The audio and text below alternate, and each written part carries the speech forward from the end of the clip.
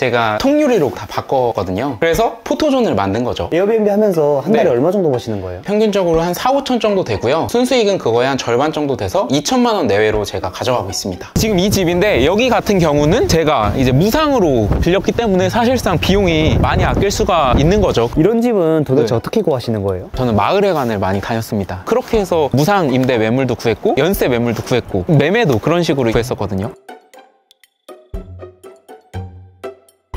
안녕하세요. 안녕하세요. 간단하게 자기소개 부탁드립니다. 안녕하세요. 저는 집을 고치기도 하고 꾸미기도 하고 이런 걸 좋아해서 이런 것들을 하면서 에어비앤비로 수익 활동을 하고 있는 31살 서영준입니다. 여기가 7년 된 주택을 제가 매입을 해서 리모델링을 해서 숙소로 운영하고 있는 공간이고요. 공간을 간단하게 설명드리면 이곳이 주방이고요. 식사를 할 수 있는 공간, 그리고 이쪽이 거실 이렇게 되어 있고요. 넓진 않은 공간인데 복층으로 구조가 되어 있어서 2층도 한번 가보실까요? 원래 날씨가 좋으면 여기 뷰가 되게 좋거든요. 근데 조금 아쉽긴 한데 그래도 좋죠, 이 정도면. 그래서 여기 같은 경우도 원래 그냥 일반적인 샤시가 있었는데 제가 통유리로 다 바꿨거든요. 그래서 포토존을 만든 거죠. 이런 포인트가 있다고 보시면 되고, 여기가 이제 침실, 그리고 이제 여기서 좀 아기자기한 소품들, 턴테이블도 있고 조명도 있고, 시즌에 따라, 기념일에 따라 오시는 분들 게스트의 성향에 따라서 약간씩 이제 변화를 주면서 배치를 하고 있습니다. 밖에도 한번 보실까요? 에어비앤비는 언제 시작하신 거예요? 시작한 지는 한 5년 정도 된 것 같아요. 5년 전에 시작을 했습니다. 여기가 이제 밖이고, 밤에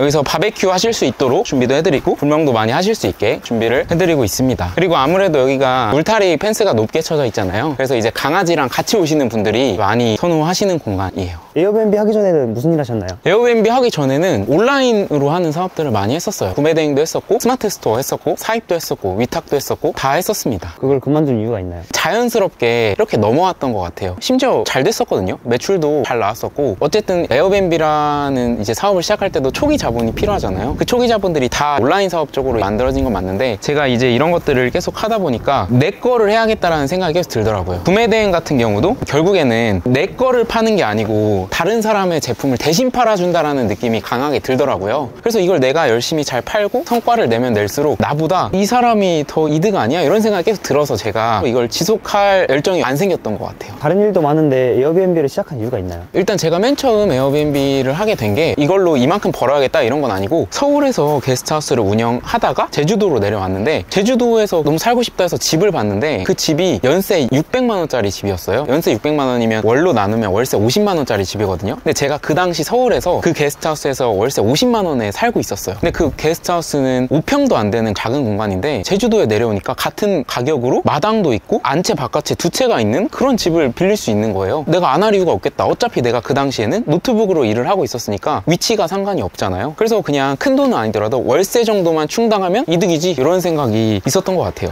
에어비앤비 몇 개 정도 운영하시는 거예요? 지금 9개 운영하고 있고요. 10번째 숙소 또 리모델링 하려고 준비 중이거든요. 이따 거기도 보여드릴게요. 이 집은 얼마 받는 거예요? 이 공간 같은 경우는 지금 한 달 살기 숙소로 운영이 되고 있고요. 한 달 평균 150에서 200만 원 사이로 운영이 되고 있습니다. 얼마 정도 남는 거예요? 사실 숙소라는 게 매출이랑 순수익이랑 차이가 많지 않거든요. 왜냐면 빌려주는 개념이지 재화를 제공하는 서비스는 아니잖아요. 그래서 뺄 거라고 하면은 뭐 공과금, 비품 요 정도여서 매출의 한 80% 정도가 순수익이라고 보시면 될 것 같습니다. 제가 운영하는 다른 공간도 보여드릴게요. 여기가 제주도 구자에 위치한 타운하우스 지역이고요. 제가 맨 처음 매입했던 곳은 이 집이었는데, 이 집이 이제 생각보다 괜찮았던 거죠. 수익성도 괜찮고 그리고 뷰도 괜찮고. 그래서 제가 이 숙소 리모델링을 마치고 3개월 있다가 저 집을 또 매수를 했어요. 이게 두 번째 집이고요. 여기도 지금 괜찮게 운영이 되고 있어서 지금 또 매물이 올라오기만을 기다리고 있는 상태입니다. 이쪽이 이제 다 나오면은 다 매입을 하면 좋지 않을까, 이런 생각을 가지고 있습니다. 그리고 여기 같은 경우에는 지금 내일 체크인 있고 여기도 내일 체크인이 또 있거든요. 예약이 항상 꽉 차 있나요? 거의 항상 꽉 차 있고요. 왜냐면 이 숙소 같은 경우는 예약률이 중요한데, 예를 들어서 예약률이 뭐 좋지 않다, 비수기 시기나 이러면 가격으로 조정이 가능하거든요. 그래서 예약률은 항상 80% 이상을 유지를 하고 있습니다. 가격을 낮춰서라도 예약률은 커버를 하고 있어요. 이곳이 이제 두 번째 집이고요. 거의 큰 느낌은 비슷해요. 여기도 지금 청소 매니저님이 이따가 오후에 오셔서 마무리 청소를 이제 해주실 거여서 1차 청소만 된 상태고, 간단하게 소개를 시켜드리면 똑같습니다. 여기가 주방이고 여기서 이제 식사하시는 공간, 여기가 소파고 그리고 마당도 있고 2층도 한번 가보시겠어요? 네, 이렇게 되어 있고 차이점이 있다면 아까는 야외 테라스였는데 이곳에는 2층에 실내 테라스가 있습니다. 실내지만 캠핑하는 분위기, 여기서 이제 맥주 한잔 마시면서 비가 오는 날도 좋고 바다도 잘 보이고 그래가지고 많은 분들이 머물다 가시는 것 같아요. 에어비앤비 하면서 한 달에 네. 얼마 정도 버시는 거예요? 매출이 그때마다 좀 다른데 평균적으로 한 4, 5천 정도 되고요. 순수익은 그거의 한 절반 정도 돼서 2천만 원 내외로 제가 가져가고 있습니다. 청소는 어떻게 하시나요? 청소는 숙소마다 전담 청소 매니저님이 계셔가지고 기본적인 그런 체크인 준비, 체크아웃 준비는 청소 매니저님이 해주시고 제가 가끔씩 이제 가서 특이사항이 있는지 점검 정도 해주고 있다고 보면 될 것 같아요. 여름철이라면 에어컨에 문제가 없는지, 그리고 겨울철이라면 난방에 문제가 없는지, 이런 디테일한 부분들은 청소 매니저님이 케어를 못 하시잖아요. 그래서 그 청소 외적인 부분을 제가 주기적으로 점검한다고 보시면 될 것 같습니다. 주로 어떤 손님들이 많이 오나요? 공간에 따라 다른데 지금 이 공간 같은 경우는 소형 주택이다 보니까 뷰가 좋고 프라이빗한 마당이 있잖아요. 그래서 혼자 오시는 분들, 커플분들, 그리고 강아지 동반으로 많이 오시고요. 최근에 오신 분들은 이제 글 쓰시는 작가님들도 오시고 되게 유명하신 분들도 많이 머물다 가셨어요. 여기 인테리어가 되게 이쁜데 인테리어 비용은 얼마나 드신 거예요? 인테리어 비용은 2,500 정도 든 것 같아요. 근데 2,500이 들었지만 제가 할 수 있는 것들은 최대한 많이 해서 아껴서 2,500 정도 들었고요. 제가 리모델링을 굉장히 많이 진행을 했었거든요. 지금까지 한 10번 정도 진행을 한 것 같은데 그때마다 이제 제가 느낀 게 리모델링 할 때는 항상 현장에 붙어 있어야 된다, 이런 거를 좀 깨달았습니다. 그 당시에는 발견되지 않아도 시간이 지나면 보이는 하자들이 있거든요. 이따가 보여드릴 그 집 같은 경우에는 제가 텐트 치고 이제 지낼 예정입니다. 이런 것도 인테리어 하시는 분한테 이렇게 해주세요 라고 하면 비용이 이렇게 드는데 직접 이런 모델을 고르고 이 제품을 배송을 시킬 수가 있거든요. 도기도 마찬가지고 수전도 마찬가지고 거울도 마찬가지고, 그래서 이런 것들을 다 개별로 배송을 시켰어요. 그래서 인테리어 시공업자분에게 이거 설치만 해주세요 이렇게 부탁을 하게 되면 따로 품이 안 들고 시공비만 들잖아요. 그렇게 해서 저는 비용을 좀 최소화했습니다. 비용을 아꼈던 부분들을 말씀드리면 벽지들도 1, 2층 전체를 다 하면은 비용이 되게 많이 나오는데 천장 같은 경우는 지금 안 한 거거든요. 근데 티가 잘 안 나잖아요. 그래서 이렇게 좀 아낄 수 있는 디테일한 부분들은 좀 최소화하면서 진행을 했습니다. 에어비앤비를 아무나 할 수 있나요? 에어비앤비라는 플랫폼 안에서 할 수 있는 사업자가 농어촌 민박업이 있고요. 외국인 도시 민박업, 그리고 이 두 개 아닌 경우에는 한 달 살기와 같은 단기 임대로 운영이 가능합니다. 아무나 할 수 있습니다. 아까 거기는 군데군데 이런 잡초들이 많이 더 있었을 거예요. 여기 같은 경우는 훨씬 더 깔끔한 편이거든요. 근데 이게 관리를 잘 해서라기보다 바닥에 잡초 매트가 지금 깔려 있어요. 이런 잡초 매트 같은 것도 저도 몰랐었죠, 저기 할 때는. 여름철에 저기 관리하기가 여기보다 훨씬 더 빡세요. 그래서 이런 야외 마당 할 때는 저는 잡초 매트를 거의 필수로 깔고 있습니다. 제주도에만 10개 있으신 거예요? 서울 같은 경우에는 제가 투자하고 있는 형태로 있고 제가 직접 운영하는 거는 제주도에서 직접 하고 있어요. 에어비앤비 하려면 돈 얼마 정도 있어야 돼요? 임대로 하냐 매입으로 하냐에 따라서 다른데 임대로 한다고 하면 보통 보증금, 월세라고 하면 3개월 정도의 월세, 그리고 초기 세팅 비용, 시작만 할 수 있다라는 거에 초점을 두면 1,000만 원에서 2,000 정도면 충분히 오픈할 수 있을 것 같아요. 근데 이제 사실 인테리어라는 게 욕심이다 보니까 끝이 없잖아요. 더 예쁜 거 놓고 싶고 그러다 보니까 비용이 올라가지, 사실 얼마면 시작할 수 있어? 라고 물어보면 저는 1,000만 원으로도 시작할 수 있다고 생각합니다. 제가 운영 중인 숙소들 한번 지도를 몇 군데 보여드릴게요. 지금 본 숙소 2개가 여기거든요. 이렇게 2개 저희가 방금 본 거고, 제가 지금 제주도에서 운영하고 있는 숙소들 이렇게 표시를 다 해뒀거든요. 동서남북 다 있죠. 동쪽에 조금 더 많긴 한데 저는 아무래도 매입을 같이 하다 보니까 부동산 투자까지 같이 하다 보니까 동쪽에 제2공항이 만들어져 가지고 투자적 호재가 있어서 동쪽에 조금 더 적극적으로 매수를 하고 있고요. 다른 숙소 이제 하나 보면은 여기 같은 경우가 제가 첫 번째로 제주도에서 매입을 한 숙소예요. 보시면은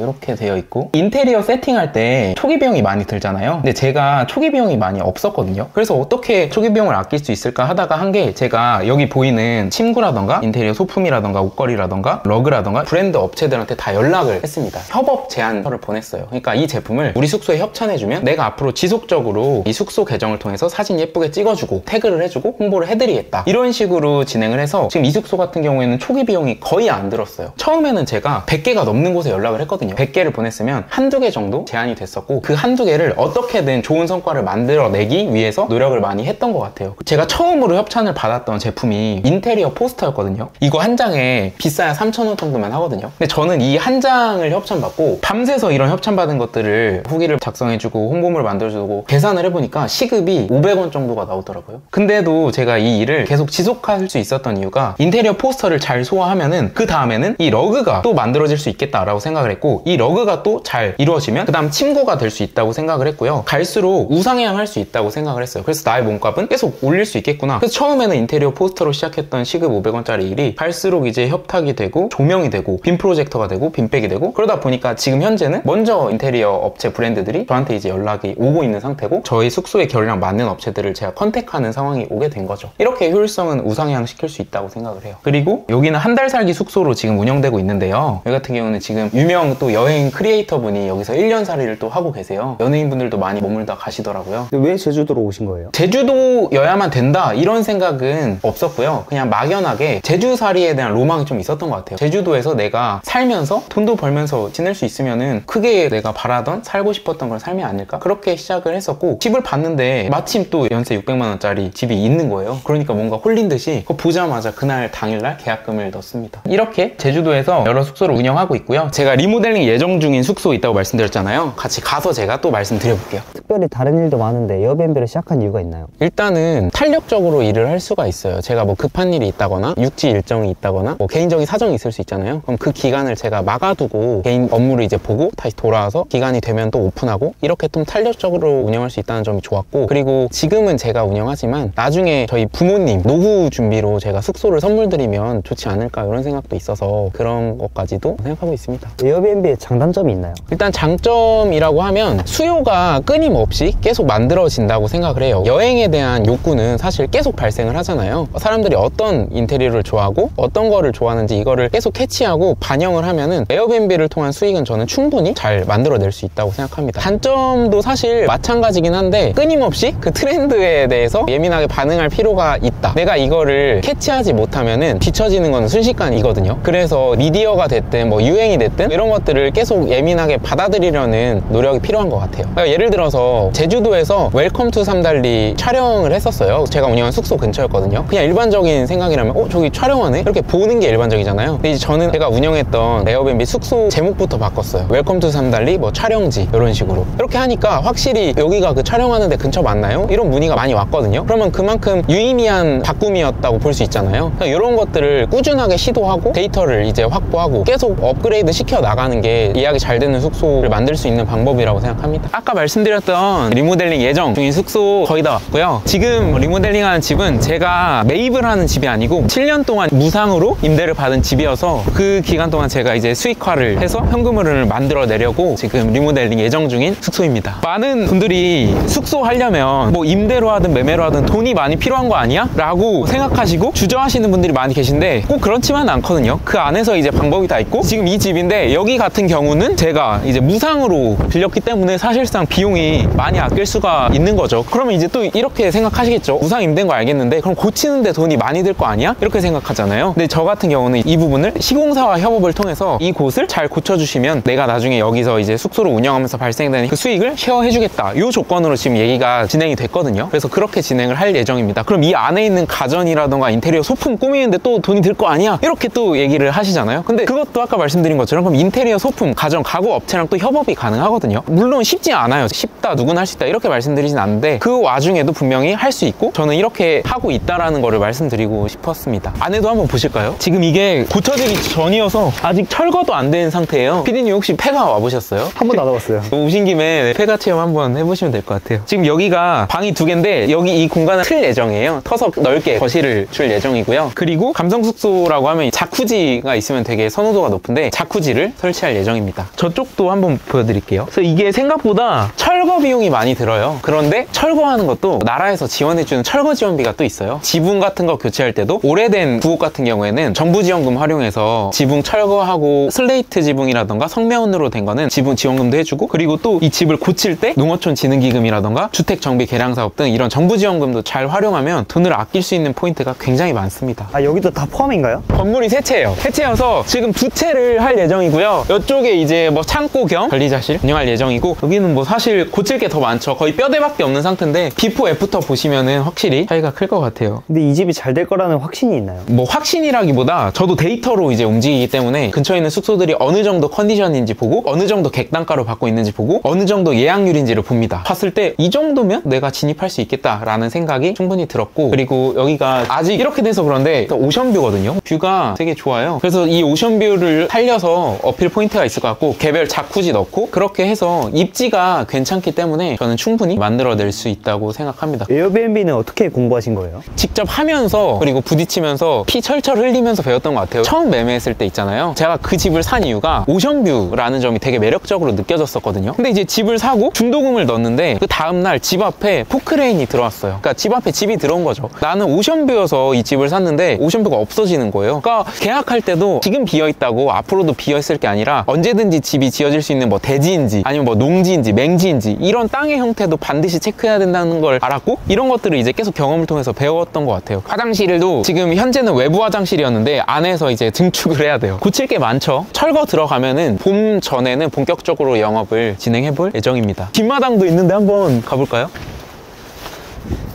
풍차뷰가 좋잖아요. 그래서 여기를 좀 어떻게 프라이빗한 공간으로 좀 살릴지 고민을 많이 하고 있고, 이게 중요한 게 뭐냐면 결국에는 사업을 하는 거면 내가 들어가는 초기 자본 대비 수익 아웃풋의 효율성을 극대화시키는 게 중요한 거잖아요. 당연히 새 집이 좋고 예쁘게 꾸미면 좋죠. 근데 비싸잖아요. 그만큼 가격이 형성되어 있는데, 이런 집들은 부동산의 가치가 사실 거의 0에 가깝거든요. 땅값만 주면 거래가 이제 되고 있으니까 저렴하게 매입해서 낮게 평가된 그 집을 내가 예쁘게 만들고 높은 가치로 만들어내는 거, 요게 공간 비즈니스, 에어비앤비 창업의 매력적인 포인트라고 생각합니다. 에어비앤비는 누구한테 추천하시나요? 에어비앤비 같은 경우는 자동화가 굉장히 쉬워요. 매뉴얼화가 잘 되어 있으면 어렵지 않거든요. 그래서 제가 아니라 청소 매니저님이라던가 아니면 담당 직원이라던가 위임을 하기가 쉽기 때문에 확장성도 충분히 가져갈 수 있고, 직장이 있으신 분들도 부업으로 하기가 좋죠. 왜냐하면 자동화가 가능하니까. 그리고 전업으로 하시는 분들도 당연히 많이 계시겠죠. 왜냐하면 확장성을 가지고 있으니까. 저 같은 경우는 이제 전업으로 하고 있는 거죠. 최근에 에어비앤비 불법 숙소들 다 퇴출된다고 그러는데 네. 어떻게 생각하시나요? 맞아요. 작년 10월 기준으로 영업신고증이 없는 숙소들은 에어비앤비 플랫폼에서 퇴출된다. 올해 10월까지 이제 유예기한을 주고 있는 상황이거든요. 저의 입장에서는 합법적으로 사업자를 영위하고 있는 사람들 입장에서는 아주 좋은 상황이라고 저는 느껴져요. 왜냐하면 에어비앤비라는 플랫폼은 사업자 없이 운영되고 있는 숙소들이 절반이 넘었어요. 사업자가 있는 사람들이 에어비앤비에서 사업을 하게 되면 수요는 그대로인데 공급 자체가 주니까 저는 훨씬 더 경쟁력이 가져갈 수 있다고 보고, 새로 시작하신 분들은 올해 10월 전까지 잘 준비하시면 나중에 양도를 하신다거나 매각을 하실 때도 훨씬 더 좋은 가치를 만들어내고 정리를 할 수 있을 기회라고 생각합니다. 이런 집은 도대체 네. 어떻게 구하시는 거예요? 저는 마을회관을 많이 다녔습니다. 보통 이런 오래된 집들을 소유하고 계신 분들은 이 동네에 한평생 사신 분들 아니면 동네에 뭐 유지분들, 어르신일 경우가 많더라고요. 그래서 그런 분들을 내가 어떻게 어디서 만날 수 있을까라는 생각을 했고 마을회관이 떠올랐고 무작정 찾아갔는데, 저 따라서 이제 마을회관 가서 오래된 시골집 구합니다 이렇게 얘기하시면 절대 안 되는 게, 어쨌든 내가 원하는 게 있어서 간 거잖아요. 다짜고짜 내가 원하는 걸 얘기하는 게 아니고 내가 그분들한테 어떤 도움을 드릴 수 있을지, 어떻게 하면 신뢰도, 유대관계가 생길 수 있을지를 고민을 먼저 해야 된다고 생각해요. 그래서 저 같은 경우는 가서 어르신분들 이제 스마트폰 사용하는 방법들을 알려드렸어요. 스크린샷 하는 방법, 아니면 사진 보내는 방법, 뭐 이런 것들 있잖아요. 이런 것들을 알려드렸는데 되게 좋아하시고, 그래서 이런 것들이 기반이 되고 유대관계가 형성이 되고 자연스럽게 이제 이야기를 하니까 훨씬 더 쉽게 일이 풀렸어요. 그렇게 해서 무상 임대 매물도 구했고 연세 매물도 구했고 매매도 그런 식으로 구했었거든요. 그리고 뭐 빈집 같은 경우 이런 집들을 볼 때 몇 가지 또 방법이 있는데, 부동산이라던가 아니면 커뮤니티에서 올라와 있는 집 안에서 내가 골라서 계약을 하는 거잖아요. 근데 그런 거 말고 예를 들어 마당이 있는 한 채 바깥에 두 채가 있는 집을 구합니다 라고 내가 먼저 공지를 할 수도 있어요. 당근마켓에서 공지를 할 수도 있고요. 아니면 부동산 커뮤니티가 지역마다 있잖아요. 그럼 지역 커뮤니티에서 집을 구합니다 라는 글을 올리는 것도 되게 좋은 방법입니다. 에어비앤비를 하시는 분들이 많잖아요. 잘 되는 분들은 보통 잘 되는 이유가 있나요? 그럼요. 잘 되는 이유 분명히 있고요. 안 되는 이유도 분명히 있다고 생각합니다. 일단 잘 되시는 분들의 공통점은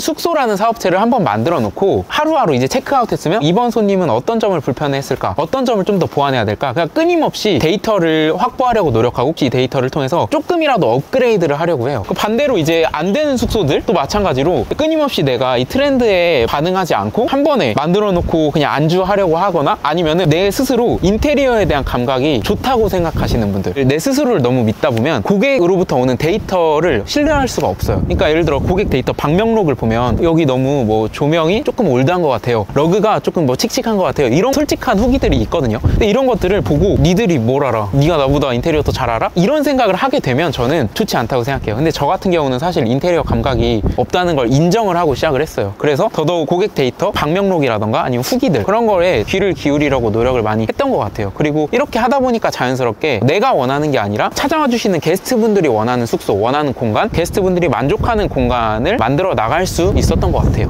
워라벨은 어때요? 맨 처음 시작할 때는 처음부터 끝까지 내가 다 해야 되고, 청소도 내가 다 해야 되고, CS도 내가 다 해야 되고, 가끔이긴 하지만 뭐 예를 들어 태풍이 왔다 라고 하면은 혹시나 불안해서 잠도 잘 안 오고 이랬을 때도 있었거든요, 저도. 근데 이게 횟수가 이제 넘어가다 보니까 그런 일들이 일어나는 시즌이 딱 있어요. 특이사항이 발생하는 시즌. 이럴 때는 살짝 긴장을 할 필요가 있고요. 나머지 같은 경우에는 기본적인 프로세스는 하시는 청소 매니저님이라던가 담당 직원분들이 이제 케어를 해주시기 때문에 사실상 워라벨은 뭐 아주 만족도가 높죠. 에어비앤비를 하고 싶은 분들에게 짧게 한마디 하자면 도전을 하시려는 거잖아요. 에어비앤비가 됐든 다른 일이 됐든, 그러니까 내가 지금 현재 상태에서 아주 만족을 하고 있다면 사실 이런 생각을 안 하실 것 같아요. 지금 현재 상태에서 있는 불만이랑 내가 새로운 도전을 하려고 하는 거에서 오는 불안, 이 둘 중에 고민을 하시는 것 같은데, 돌이켜보면 항상 새로운 도전에서 오는 불안을 선택했던 것 같아요. 그리고 그런 불안들이 제가 일을 도전하고 성장하고 성과를 만들어가는데 가장 큰 원동력이 됐던 것 같아요. 그래서 저는 하고 싶은 게 있으면은 과감하게 도전해보셔도 좋지 않을까 생각합니다. 대표님은 에어비앤비 운영하면서 초기 비용 얼마나 드신 거예요? 초기 비용이라고 하면 뭐 보증금 300만 원이었고 연세 600만 원이었고 리모델링 인테리어 하는데 800만 원 정도가 들었어요. 근데 이제 이거는 어디까지나 저의 경우고, 이것보다 더 저렴하게도 얼마든지 가능하고, 내가 직접 인건비를 최소화하면서 시공이라던가 아니면 뭐 하다못해 가구 리스틸이라던가 이런 것도 내가 직접 할 수 있다면 인건비는 더 줄겠죠. 지금까지 일하면서 가장 네. 어려웠던 점 있나요? 멘토가 저는 없었다 보니까 굳이 내가 겪지 않아도 될 경험, 겪지 않아도 될 시행착오도 있다고 생각해요. 그래서 그런 것들을 계약할 때라던가 아니면 리모델링 할 때라던가 큰 건들 있잖아요. 그럴 때 제가 실수했거나 생각이 짧아서 제대로 하지 못했던 부분이 있었죠. 그런 것들이 지나고 보면 좀 어려웠던 것 같아요. 가장 기억에 남는 일도 있나요? 퇴사를 하시고 쉬러 오신 손님분이셨는데, 지내시면서 제가 준비한 뭐 책이라던가 뭐 음악이라던가 뭐 LP판이라던가 이런 걸 보고 저의 취향과 저의 결이 담겨져 있는 거잖아요. 그런 거에 공감을 되게 많이 해주시고 이제 주기적으로 오고 계신 분도 계시거든요. 한 번 오시고 만족을 하시고 재방문해 주시는 분들이 저는 기억에 되게 많이 남고 있는 것 같아요. 앞으로의 목표도 있으실까요? 앞으로의 목표는 지금 하고 있는 프로젝트들을 꾸준하게 진행을 해서 더 많은 빈집들을 또 고쳐서 숨결을 불어 넣어놓고 폐가들 이런 걸 살려내는 작업을 하면 나름 그래도 의미가 있는 일이지 않을까 생각합니다. 마지막으로 시청자들한테 하고 싶은 말 있으실까요? 요새 뭐 나라적으로도 여러 말도 많고 에어비앤비 불법 이슈도 그렇고 뭔가 시도하고 싶은데 시도하지 못하는 분들이 많은데, 그 안에서 분명히 잘하고 있는 사람들은 지금 이 순간에도 좋은 성과를 만들어내고 있거든요. 그래서 시장적인 흐름에 내 선택을 좌지우지할 게 아니라 그 안에서 내가 어떻게 할지, 진짜 내가 하고 싶다면 그 안에서의 방법을 찾아가는 게 저는 최선의 방법이라고 생각합니다. 그래서 하고 싶은 게 있다면 너무 많은 생각을 하지 말고 하면서 많이 부딪히고 배우는 그런 시간이 더 유익했던 것 같아요. 그래서 그런 선택들을 하시면 좋겠습니다.